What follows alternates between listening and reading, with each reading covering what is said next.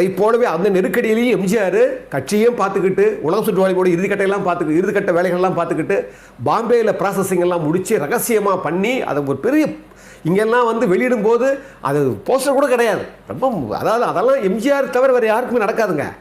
அதெல்லாம் மீறி அந்த படம் பெரிய ஹிட் ஆகுது. மதுரைக்காரங்க மட்டும் இல்லை, தமிழ்நாட்டில் இருக்கிற எல்லாரும் என்ன பண்ணாங்க தெரியுமா? மதுரை முத்துக்கு சேலை அமிச்சாங்க. ஒரு ஜவுளி கடையே வைக்கலாமா அனுப்பிச்ச சேலை. ஏப்பா நீ தான் படம் வந்தா நீ வந்து சேலை கட்டிக்கிறேன்னு சொன்னியாப்பா, கட்டிக்கப்பான்னு ஒரு ஜவுளி கடை மாதிரி அளவுக்கு தமிழ்நாட்டு மக்கள் எல்லாரும் எம்ஜிஆர் ரசிகர்கள் எல்லாம் அமிச்சாங்களாம்.